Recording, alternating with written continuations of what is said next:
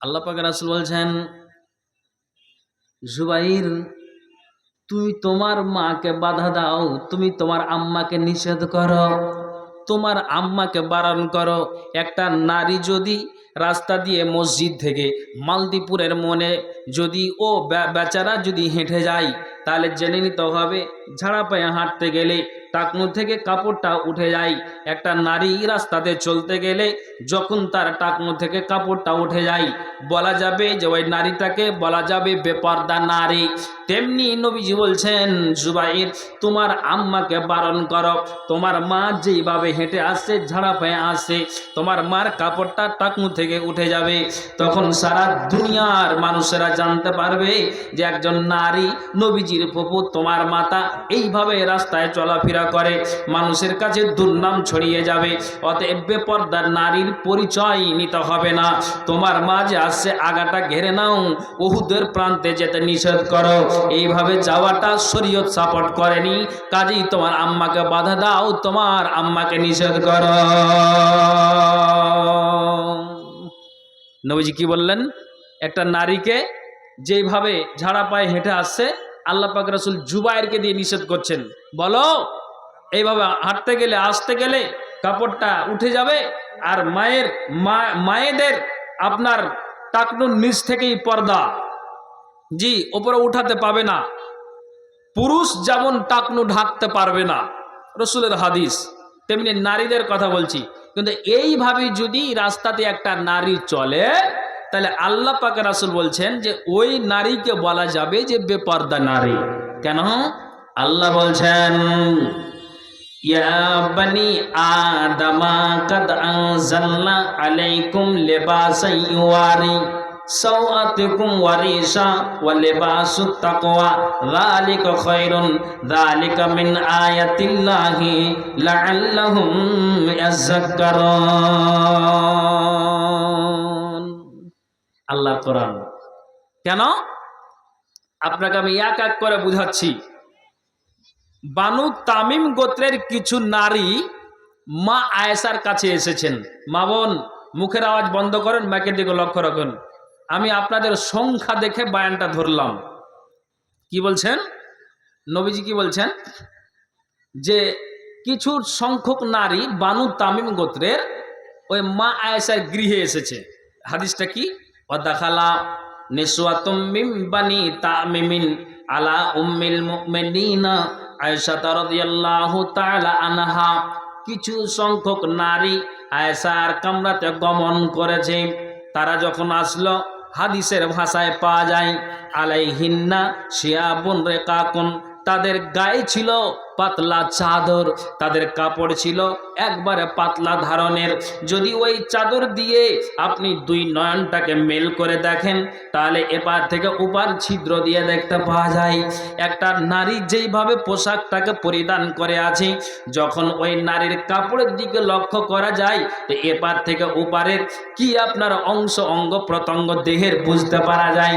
নবীজি আমার, নবীজির বাড়িওয়ালা আয়েশা বললেন, ওরে নারিকল কান খোলো, শোনো, রাস্তায় যে এইভাবে তোমরা চলছো, এইভাবে যে রাস্তায় তোমরা আসলে, আর তোমাদের গায়ে দেখলাম পাতলা কাপড়, তোমাদের গায়ে বুকে দেখলাম পাতলা চাদর পরে পরিধান করে আমার দরবারে, আমার বাড়িতে এসেছো। নবীজির বাড়িওয়ালে আয়েশা বলছেন, ফাকালাত আয়েশাতা, আয়েশা বলছেন, ওরে নারিকুল ইন কুনতুন্না মুমিনাতিন, যদি তোমরা আল্লাহওয়ালি নারী হও, যদি তোমরা মুমিনা নারী হও, যদি তোমরা আল্লাহওয়ালি নারী হও, দিনদারিনী নারী হও, যদি তোমরা পরেজগারিনী মুত্তাকিনী দিনদারিনী নারী হও, তাহলে আল্লাহ পাক রাসূলের বাড়িওয়ালি বলছেন, ফালাইসা হাজা বিলিবাসিল মুমিনাতি, এই ধরনের পোশাক পরা তোমাদের উচিত হয়নি, এই ধরনের পোশাক পরা তোমাদের জায়েজ হয়নি, সঠিক হয়নি, ঠিক হয়নি। কেননা তোমরা মুমিন নামে পরিচয় দিতে গেলে, আর তোমরা যদি মুমিনা নারী হও, তাহলে এই পোশাক তোমাদের সঠিক হয়নি।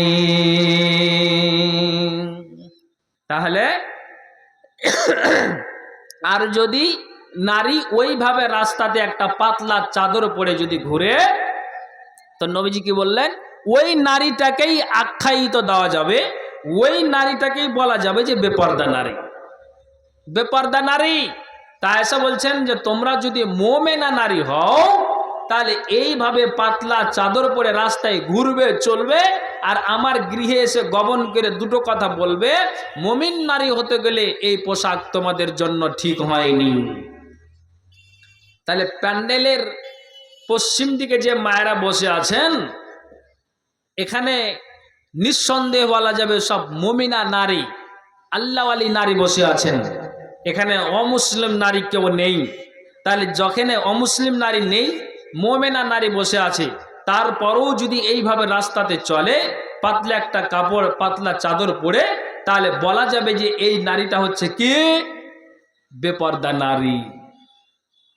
মা আয়েশা নিজে বলছেন, কিন্তু আবার বলছেন আয়েশা কি, হ্যাঁ আয়েশা বলছেন হ্যাঁ, ওয়া ইন কুনতুন্না মুমিন ওয়া ইন কুনতুন্না গায়রা মুমিনাতিন, আয়েশা বলছেন যদি তোমরা গায়ের মুসলিম হও, যদি তোমরা মুমিনা নারী না হও, দেখেন নবীজি আমার বলছেন যদি তোমরা গায়ের মুসলিম হও, যদি মুমিনা নারী না হও, তাহলে আল্লাহ রাব্বুল আলামিনের নবীর বাড়িওয়ালি আয়েশা বলছেন ওরে নারীকুল কান খুলে শোনো, যদি তোমরা মুমিনা নারী না হও, আচ্ছা যদি তোমরা মুমিনা নারী না হও ফাতামাত্তাআনা বিহি, তাহলে এটাই তোমাদের জন্য লাভদায়ক, এটাই তোমাদের জন্য সঠিক। যেহেতু তোমরা এই পোশাক পরে এসেছো, মুমিনা নারী যদি তোমরা না হয়ে থাকো তাহলে এটাই কাপড় তোমাদের জন্য সঠিক আছে। তাহলে এই জায়গাতে পশ্চিম পার্শ্বে যে মায়েরা বসে আছেন নিঃসন্দেহে বলবো যে মুমিনা নারী বসে আছেন, অতএব একটা মুমিনা নারী বেপরদা হয়ে কি করে রাস্তায় চলতে পারে? জি রাসূলের হাদিস। মা বোন মায়েদের প্যান্ডেলে জায়গা হচ্ছে না, অতএব আপনারা একটুখানি এর সামনে এগিয়ে গিয়ে বসুন, বক্তব্যের মাঝে ডিস্টার্ব দিয়ে না মা আমার বোনেরা আমার, আপনারা একটু এগিয়ে যান। পিছন দিকে মানে অনেক নারীরা হয়তো দাঁড়িয়ে আছে বা বসার জায়গা পাচ্ছে না, সামনে জায়গা আছে, আপনারা একটু করে সরে যান, পিছনের মা বোনদের বসার সুযোগ করে দিন। হ্যাঁ কি বললাম যে তাহলে যদি এইভাবে রাস্তায় একটা নারী চলে তাহলে বলা যাবে যে এটা বেপর্দা নারী। কেন? নবীজির আপনার আয়েশার ভাতিজি এটা আব্দুর রহমানের মেয়ে, আব্দুর রহমানের কন্যা আবু বকরের পতিন। একদিন রাস্তাতে চলছে তো তার গায়ে আছে একটা খুব পাতলা চাদর, তো মা আয়েশা রাদিয়াল্লাহু তাআলা আনহা ওই তার ভাতিজির দিকে কিন্তু নজর চলে গিয়েছে, এখান থেকে শিক্ষা নিতে হবে আপনাকে। তখন আয়েশা বলছেন আরে আমার ভাতিজি, আমরা মানুষদেরকে বলি উপদেশ দিই, মানুষেরা আমাদের কাছে পরামর্শ নিতে আসে, ইসলামের যাবতীয় কথা আমাদের কাছ থেকেই তারা জেনে যায়, বিভিন্ন গোত্রের মানুষেরা আসে আর এই মশলা মাসাইলগুলো জেনে যায়। তো আমার ভাতিজি রাস্তায় চলছে, তো আমি নজরটা দিলাম, তো নজর দিয়ে দেখছি যে আমার ভাতিজির গায়ে একটা চাদর আছে, অতি পাতলা চাদর। তখন আয়েশার চোখ মুখ লাল হয়ে গেল। একটা বাচ্চা ছেলেকে যেমন আপনি পার্সে ডাকবেন, তখন হাতে পয়সা কিংবা কোনো একটা চকলেট নিয়ে আপনি ইশারা করছেন, বাচ্চাটা দৌড় দৌড় করে আপনার আসবে ওই চকলেটের লোভে, আপনার ওই টাকার লোভে। তেমনি মা আয়েশা তার ভাতিজিকে খুব বাচ্চা ছেলের মতো আদর করে ডাকছে। ডাকার পর হাদিসে কি বলছেন, পুরুষেরা এখান থেকে শিক্ষা নেন। মা আয়েশা এবার ওই তার ভাতিজির চাদর আপনার ঘাড়ে হাত দিলেন, আর হাত দেওয়ার পরে ওই চাদরটাকে ছিনিয়ে নিলেন, আর চাদরটাকে ছিনিয়ে নেওয়ার